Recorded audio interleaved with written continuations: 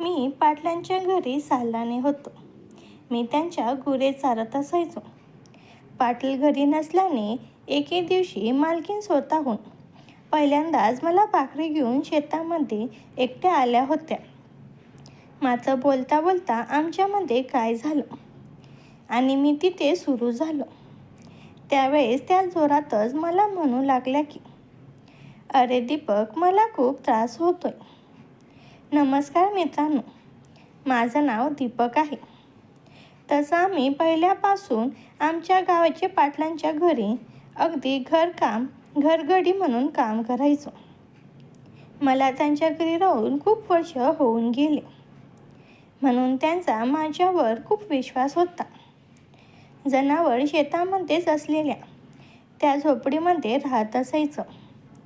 अगदी त्यांच्या बांधाला आखून खूप मोठा रानमाळ आहे.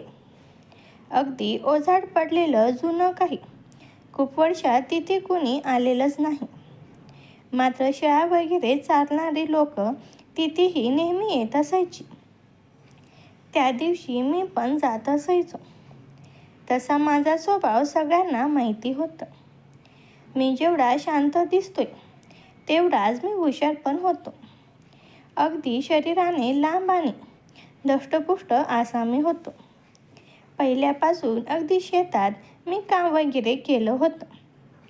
त्यामुळे माझ्यामध्ये वेगळेच बदल वगैरे झाले होते.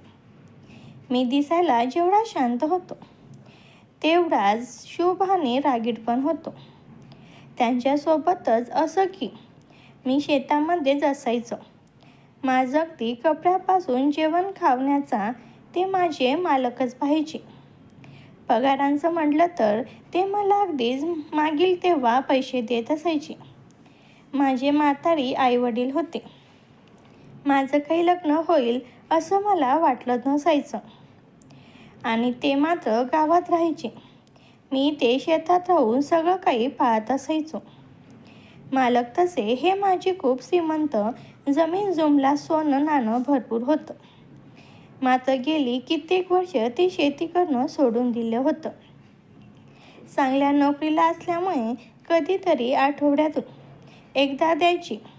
मी मात्र सकाळी धार काढायचो आणि धार घेऊन गावामध्ये द्यायचो आणि राहिलेलं मालकिणीच्या घरी जाऊन ते दूध पोचवायचो. असंच माझं काही रोजचं असायचं.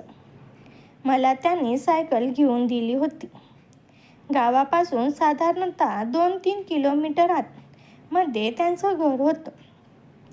कधीतरी पाहुणे रावळे किंवा काही कामानिमित्त मालक आले तरच, नाहीतर ते इकडे 6-7 महिने फिरवायची सुद्धा नाही. एवढा त्यांचा माझ्यावर विश्वास होता. त्या दिवशी मला चांगलंच आठवते. सकाळचा आम्ही गावात गेलो होतो.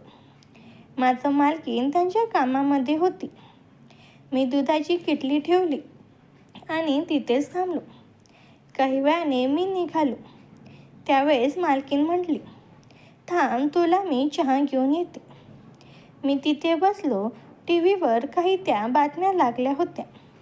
मी तेच पाहत होतो आणि मालकीणला म्हटलं की एवढा माझा मोबाईल चार्जिंगला लावा. काय झालं त्याला काही समजत नाही. आणि त्यावेळेस मालकीण म्हटल्या, "हो रे, मी खूपदा तुला फोन करण्याचा प्रयत्न केला, मात्र तुझा फोन काही लागतच नाही." त्यावेळेस मी म्हटलं, "हा तेच बघायचं, आता गावात जातो की." त्यावेळेस मालकीणने आपल्या जवळचे काही पैसे मला दिले. मी म्हटलं, "हे कशाला?" त्यावेळेस तिने म्हटलं की येताना भाजी मंडीमधून काहीतरी घेऊन ये भाजीसाठी. मी म्हटलं की बरं ठीक आहे. मग मी गावात गेलो आणि भाजी मंडीमध्ये जाऊन भाजीपाला वगैरे आणलो. मी अर्धा तासाने परत आलो. भाजीपाला देण्यासाठी मी डायरेक्ट घरात घुसलो. मालकीण बाथरूममधून बाहेर येत होती. समोरचं दृश्य पाहून माझे डोळे तशीच्या तशीच राहून गेले. मालकीण तिच्या नांदामध्ये होती. त्याने मला एकदम समोर पाहून ती एकदम घाबरली आणि ती लगेच दुसऱ्या रूममध्ये गेली. मी तिथेच उभा होतो. ती 2 मिनिटांनी परत आली आणि माझ्यावर ओरडू लागली, त्यावेळेस त्या मला म्हटल्या की तू अजून इथेच आहे. शेताकडे जायला किती उशीर झाली आहे आणि तू इथेच बसलाय. मी म्हटलं, हो मालकीण, आताच जाईन, मालक दिसले नाहीत म्हणून थांबलो होतो. त्यावेळेस त्या म्हटल्या की ते कुठेतरी बाहेर गेले. त्यावेळेस मात्र जेवणाला उशीरच होईल असं म्हटलं, पण तू जाताना डबा घेऊन जा. मी म्हटलं की बरं, जाऊ द्या. आता 11-12 वाजत आले आहेत. शेतामध्ये अजून मी गेलो नाही. जनावर पण सोडायचे आहेत. खूप उशीर होईल, राहू द्या डब्बा आजच्या दिवस. मग मी तसा झालो. आधी गावामध्ये गेलो होतो. तिथे मला चांगलाच वेळ गेला. मग मी शेतामध्ये गेलो आणि जनावर पण मला पाहून चांगली धबडत होती. मला जरा जास्तच उशीर झाला होता. मी सगळे जनावर सोडली आणि आता भूक पण चांगलीच लागली होती. मला मात्र काय म्हणायचं, मालक जेव्हा भाकरी घेऊन येतील. मग मी जनावर सोडली आणि मी रानावर गेलो. यावेळेस तसं कोणीसुद्धा नसायचं. मात्र माझा फोन पण चालू नव्हता. आज मालक काही डबा घेऊन येईल असं मला वाटलंच नव्हतं. मी मात्र एकटा विचार करत होतो. रोज माझ्या सोबतीला राजू माझ्या सोबतीचा त्याची गुरे आणायचा. मात्र तो पण काही दिसत नव्हता. मी मात्र एकटाच बसलो होतो. माझा चेहरा सुकला होता. तहान पण खूप लागली होती. घाईघाईमध्ये पाणी पण घेऊन आलो नव्हतो. मी असाच विचार करत बसलो असताना मला कोणीतरी आल्याची चाहूल लागली. मी लांबून पाहत होतो. कुणी तर मला हात करत होतं. मी म्हटलं, कोण आहे साडीमध्ये? मी लांबून तिला पाहत होतो. मग जवळ आल्यावर पाहिलं तर ती मालकीण होत्या. मी विचार केला की आज मालकीण कसं काय डबा घेऊन आली. त्यांना माझी एवढी काळजी कधीपासून लागली, कधीपासून माझ्यावर त्यांचं मन आलं, असाच मी विचार करत होतो. लगबगीनं त्या पावला उचलत माझ्याकडे आल्या आणि म्हटल्या, काय दीपक, तुला जाताना डबा घेऊन जा म्हणत होते, तरी पण तू असं झालास. मी म्हणालो की खूप उशीर झाला होता. तर म्हटलं की कशाला, उगाच जनावरांना पण भूक लागलीच असतील. त्यावेळेस त्या म्हटल्या की किती काम करतोस, थोडा वेळ थांबला असता तर मला कशाला इकडे यावं लागलं असतं. मी म्हटलं, अहो तुम्ही कशाला आला, मी संध्याकाळी येणारच होतो की घरी. त्यावेळेस मालकीण म्हणाल्या, मला माहीत आहे तुला भूक लागली असेल. रात्री कधी जेवतो तू आणि सकाळी काही खात पण नाही. तर मलाच कसं तरी वाटलं. आणि तुझे मालक बाहेरगावी गेले आहेत, ते अजून आले नाही. त्यामुळे आता मी कुणाला पाठवणार? घरी गाडी पण नाही, कुणी मदतीला पण नाही. म्हणून मी विचार केला की स्वतः जावं आणि तुला ही म्हटलं घेऊन असायचं. मी एकटाच निवांत असतो. कधीतरी एखादा जोडीदार असतो, नाहीतर नाही. मग त्या माझ्यासोबत निवांत बसल्या होत्या. दुपारची वेळ होती आणि ऊन पण जास्त होतं. त्या जायला निघाल्या आणि मी म्हटलं की अहो थांबा की, एवढ्या उन्हात कुठे चाललाय? आता ऊन तरी बघा किती आहे आणि घरी जाऊस तर कसं होईल? त्याच्यातच तुम्ही एकट्या आला आहात. तर त्या म्हटले की तू म्हणतोय, बरं थांबते. मग मी म्हटल्यावर मालकीण लगेच थांबल्या. आम्ही दोघे एकमेकांच्या जवळ होतो. निवांत झाडाखाली बोलत होतो. खूप दिवसानंतर मला त्या अशा भेटल्या होत्या. एकांतात आणि मी पाहिजे ते त्यांना बोलत होतो आणि त्या पण मी जसं बोलेल तसं मला उत्तर देत होत्या. त्यावेळेस त्या म्हटल्या की मग काय म्हणतोय अजून? एकट्याला कसं काय दम निघतो तुझा? मला तर नाही सहन होणार. त्यावेळेस मी म्हटलं, मग काय, एकटा आले, एकटे जाणार? तर त्या म्हटल्या, कुणी गर्लफ्रेंड नाही का तुला? आणि लग्नाचं काही प्लॅन आहे की नाही? मी म्हणालो, कोण मला मुलगी देणार आहे? बघा तुम्हीच आता, कोणी ओळखी पाळखीची असली तर, असं मी म्हटलं आणि हळूच हसलो. त्यावेळेस त्या म्हटल्या की हो बघते ना, मी माझ्या माहेरी गेल्यावर कुणी असेल तर तुला नक्की सांगेन. मग सांग तुला कशी मुलगी आवडते? मी म्हणालो, सेम तुमच्यासारखी पाहिजे. ती थोडी लाजली आणि म्हणाली, मी एवढी भारी दिसते का? मी म्हणालो, मालकीन तुम्हाला पाहून कोणताही पुरुष तुमच्या प्रेमात पडेल. पण सोडा, माझं कुठे नशीब आहे तुमच्यासारख्या मिळायला. मी म्हटलं, अहो जाऊ द्या, मी जास्त नाही विचार करत. त्यावेळेस मी असं म्हणताच ते मला म्हटल्या की तू एवढा दिसायला देखणा आणि चांगलाच दिपाड आहे. माझ्यापेक्षा भारी पण मिळेल की. आता कमावता पण झाला आहे. त्यावेळेस असं त्या म्हणत्याच मी म्हटलं, कशाचं काय घरादाराचा पत्ता नाही. आणि त्यातच माझं अजून मोठ्या भावांचं सुद्धा लग्न झालं नाही. आता त्याचं जमलं आहे. त्यावेळेस मी म्हटलं, मालक नसल्यावर तुमचं घरी कसं आहे? मी असं बोलल्यावर मात्र त्यांना थोडंसं वेगळंच वाटलं. त्या म्हटल्या, म्हणजे? मी म्हटलं, मालक रात्री घरी येणारच नाही तर तुम्ही एकट्या कसं काय राहता? अगदीच हिंमत करून. तर त्या म्हटल्या की त्याच्यात काय आहे, मला कोण खाते हो, मी एकटी खंबीर आहे. त्या मला बोलत होत्या आणि मला खूपच बरं वाटलं. मी पण त्यांना बोलू लागलो. दुपारची वेळ होती. त्या म्हटल्या की तुला एक बोलू का? मी म्हटलं, हां बोला ना. तुला मी कशी वाटते रे? मी म्हटलं की चांगली वाटते की. त्याच्यात काय आहे, तुमचा स्वभाव खूपच चांगला आहे. तुम्ही खूपच माणुसकीचे आहात. त्या म्हटल्या, तसं नाही रे, नीट बघ ना माझ्याकडे, माझ्यामध्ये काही वेगळेपणा दिसतो का? मी हळू त्यांच्याकडे पाहत होतो. तसं त्यांच्यामध्ये काही वेगळं असं दिसत नव्हतं. रोजच्या दिसत आहे तशा दिसत होत्या. त्यावेळेस मी म्हटलं की असं का विचारलं हो तुम्ही? त्यावेळेस मला म्हटल्या की काही माहीत माझ्यामध्ये असं काय आहे.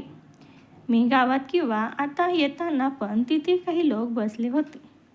मला खूप वेळ टक लावून पाहत होते आणि एकमेकांना काय म्हणत होती तेच मला समजत नव्हतं. कदाचित त्यांना मी आवडले होते का? मालकीने मला असं म्हटले आणि मी अगदी काय बोलू आणि काही नको हे समजलं नाही. मी त्यांना आजपर्यंत खूपच चांगले नजरेने पाहत आलो होतो. मात्र त्या डायरेक्ट अशा म्हटल्या. मी म्हटलो, लोकांचं काही पण असतं, तुम्ही त्यांच्याकडे विचार नका करू. जसं अगदी त्यांचे विचार तसे ते असतात. त्यावेळेस त्या म्हटल्या, पण तुला मला एक द्यावं लागेल. मी म्हटलं, काय आहे?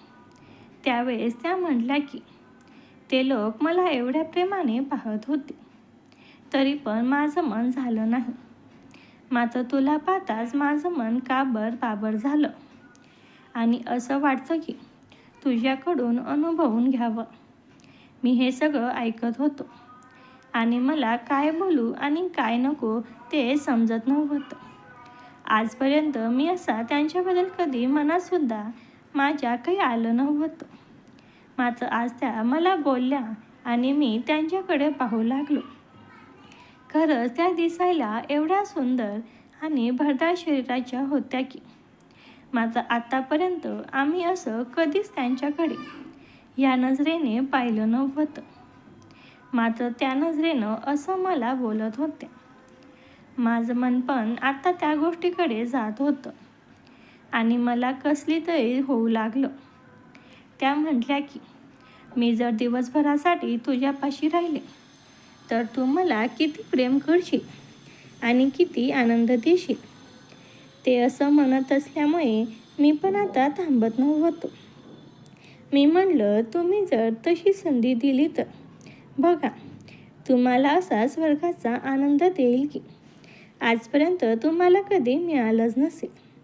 आणि आजच नाही, तुम्ही जितक्या वेळ म्हणशाल रोज म्हटलं तरी मी देईन, फक्त ही गोष्ट कोणाला कळवून देऊ नका.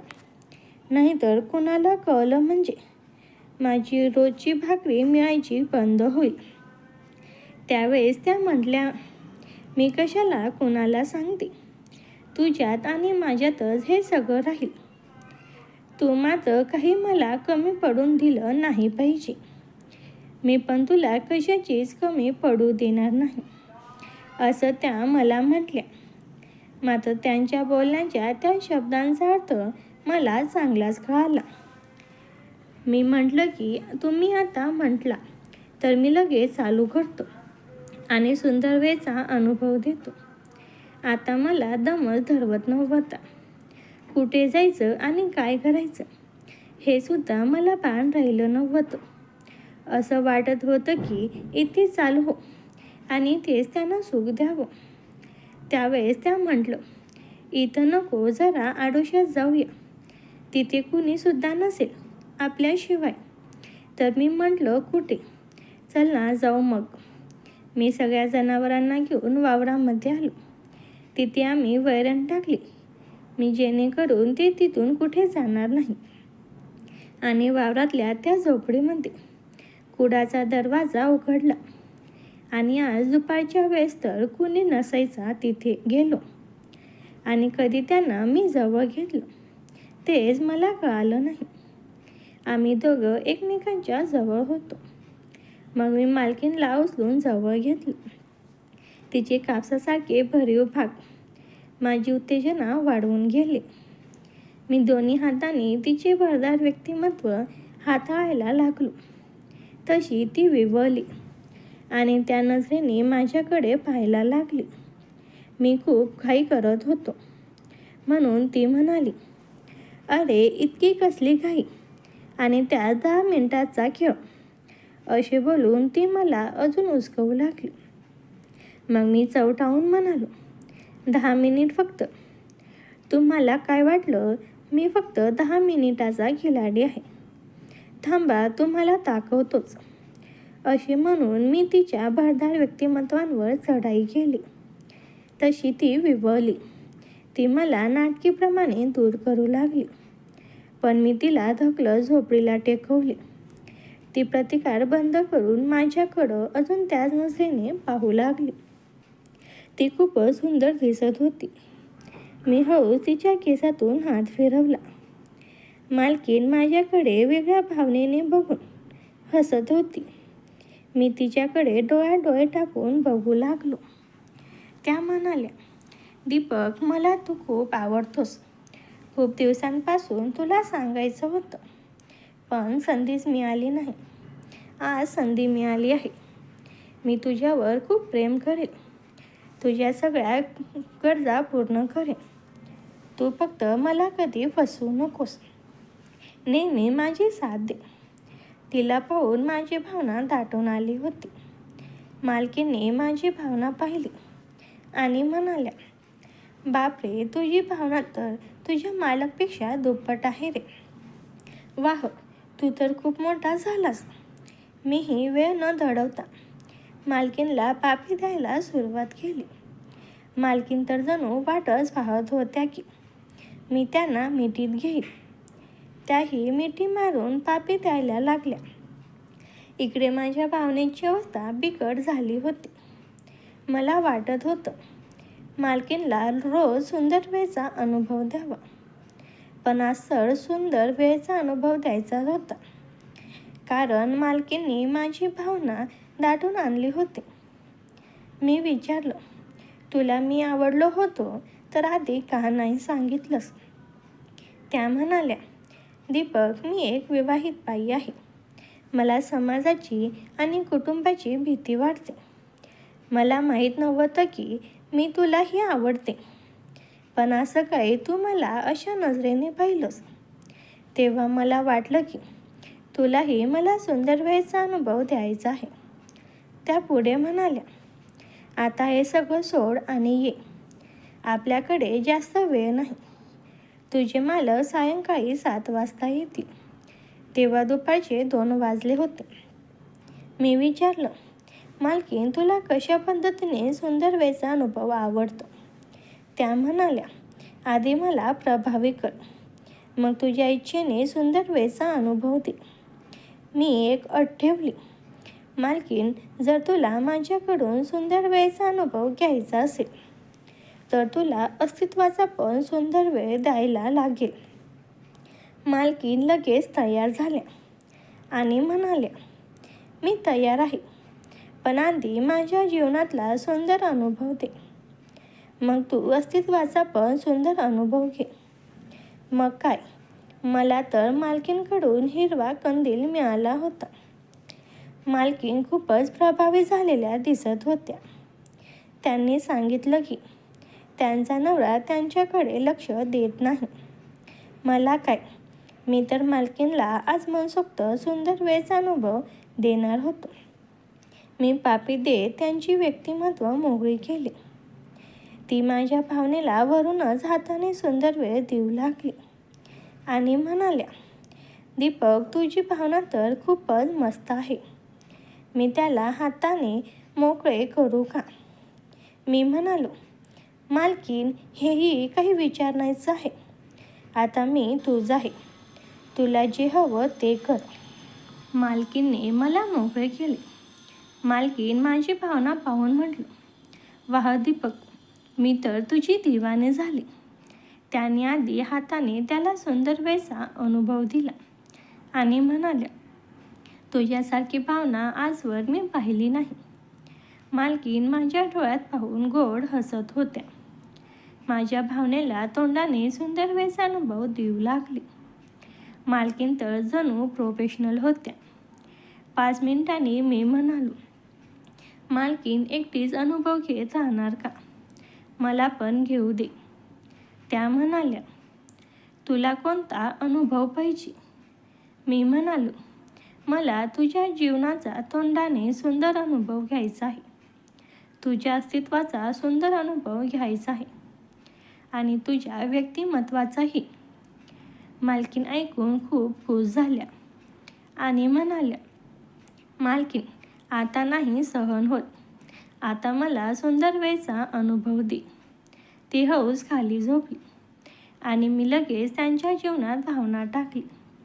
मालकीनच्या तोंडातून आई गो मेली असं निघालं.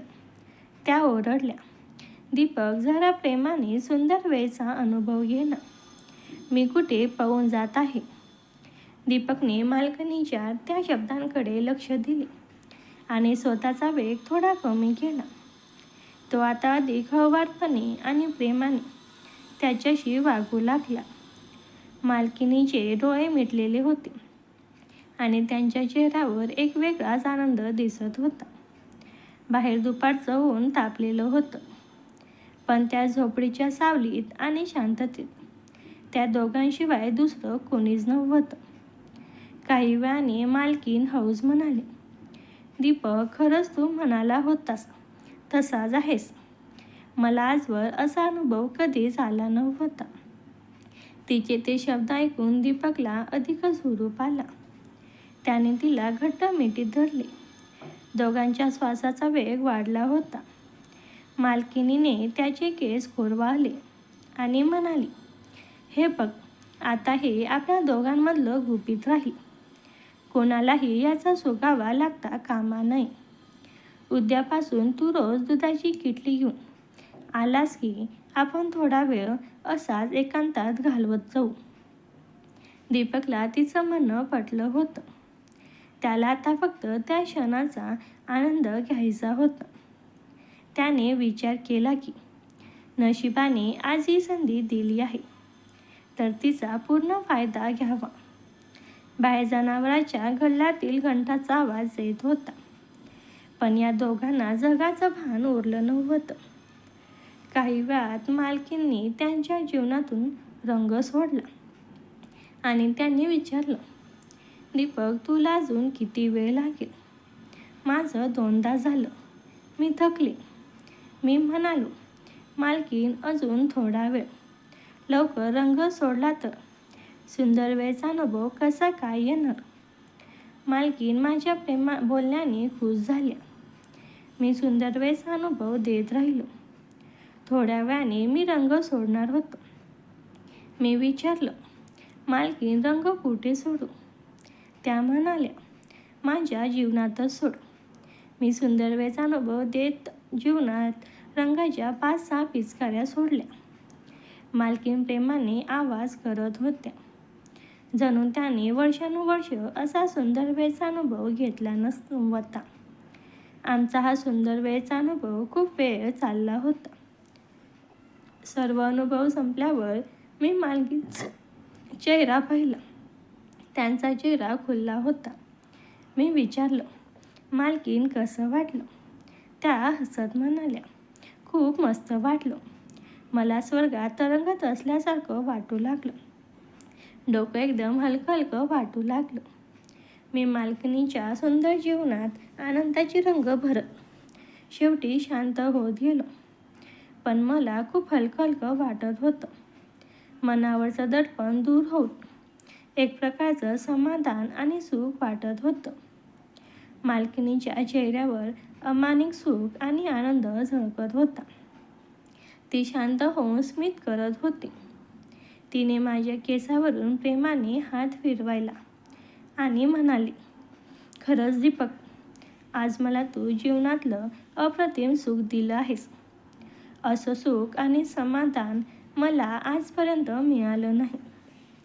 मी आनंदाने खुश होत म्हणालो, मालकीन तुझ्यासारखी सुंदर स्त्री असल्यावर मलाही आता कसलीच फिकीर नाही. आज मला माझ्या भावना मोकळ्या करून खूप आनंद झाला. खरंच तुझ्यासारखी मालकीन असलं म्हणजे खूप भाग्य लागतं. खरंच मी खूप भाग्यवान आहे. आम्ही एकमेकांकडे पाहिले आणि स्मित केलं. बराच वेळ तिथे घालवल्यानंतर मालकिनीने स्वतःला सावरलं आणि म्हणाली, आता मला निघायला हवं. खूप उशीर झालाय. घरी गेल्यावर संशय येईल. तू पण जनावरांना पाणी पाजून वेळेत घरी ये. तिने आपले कपडे नीट केले आणि आरशाशिवाय केसांची बट सावरली. जाताना तिने माझ्या गालावर एक हलकी पापी दिली आणि हसत हसत झोपडीच्या बाहेर पडली. मी तिथेच घटकाभर शांत बसून राहिला. मला मगाशी घडलेलं सगळं स्वप्नच वाटत होतं. ज्या मालकिनीला मी आदराने पाहायचो, आज तीच माझ्या इतकी जवळ आली होती की. मी एक दीर्घ श्वास घेत आपली उरलेली भाकरी खाल्ली आणि जनावरांना हाकत शेताच्या दुसऱ्या टोकाला घेऊन गेलो.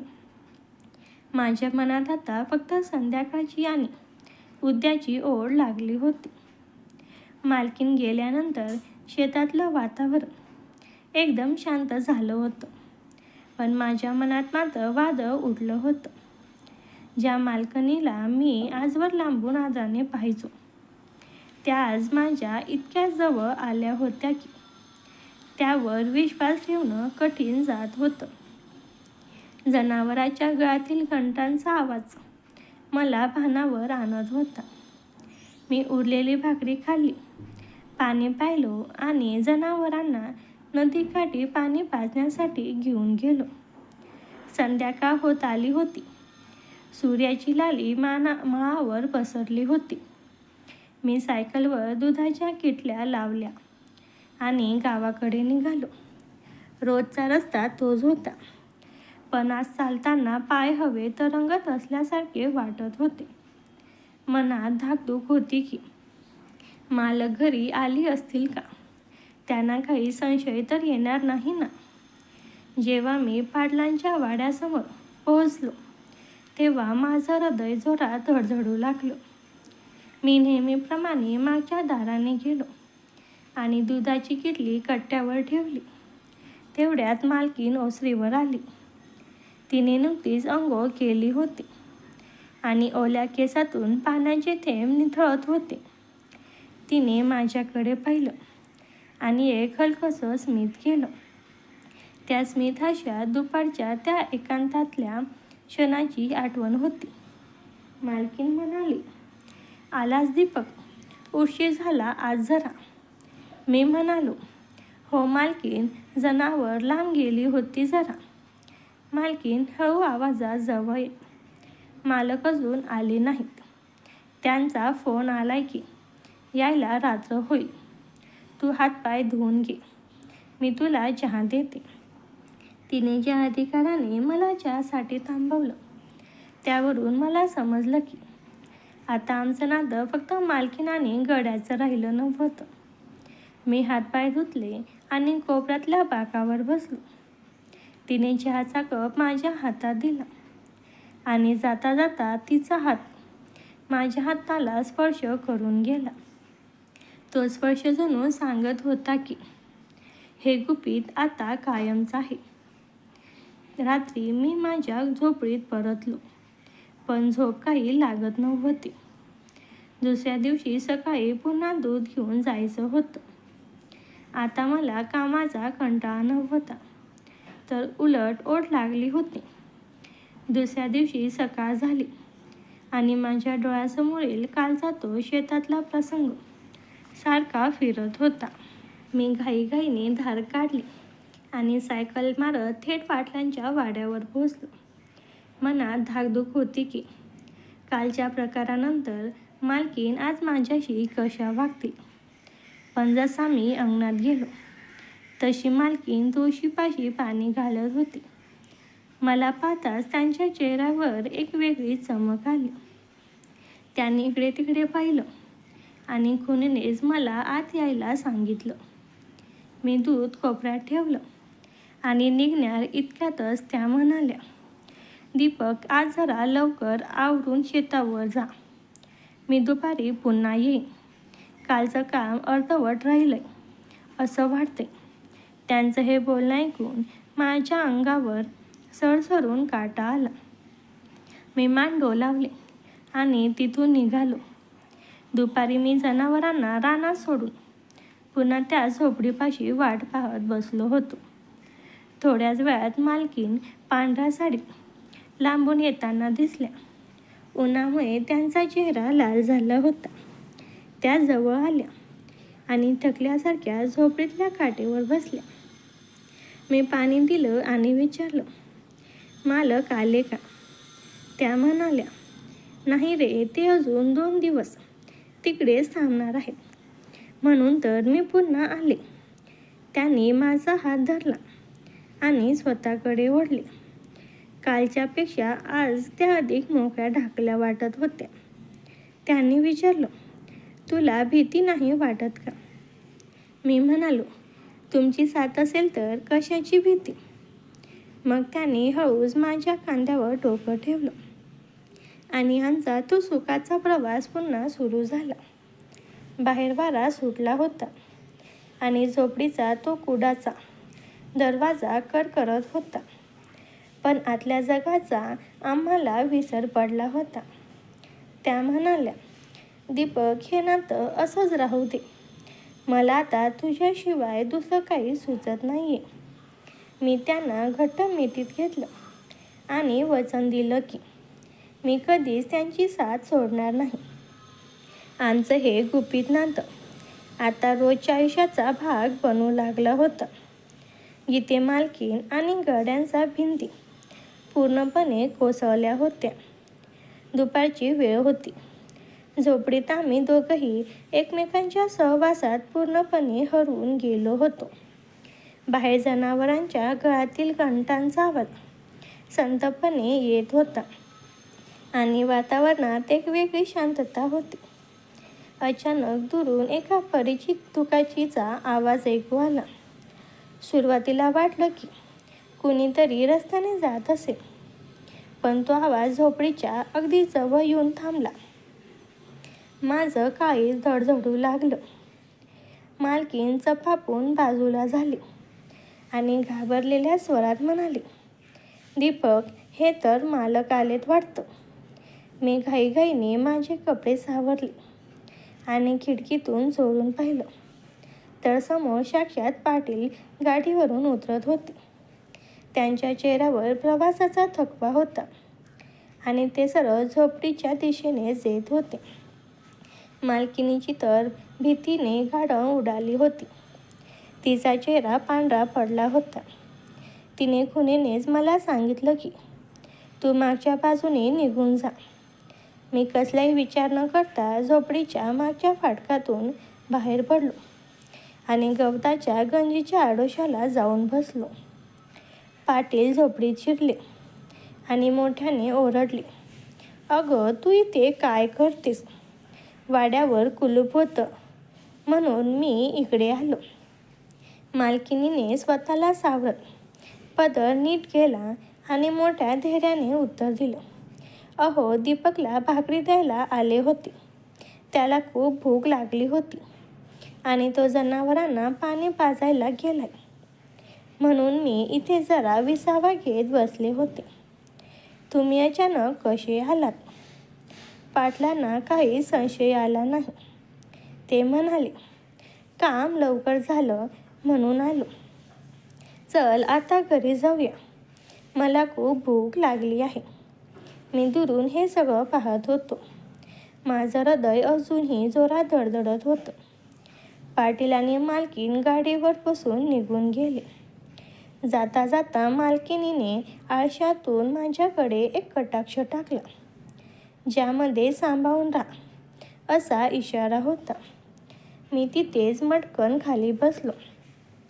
आज थोडक्यात वाचलं होतो, पण या घटनेने आमच्या नात्यात आता एक प्रकारची भीती आणि अधिकच ओढ निर्माण केली होती. आता पुढे काय होणार? मालक माझ्यावर पाळ ठेवणार का, हे बघणं बाकी होतं.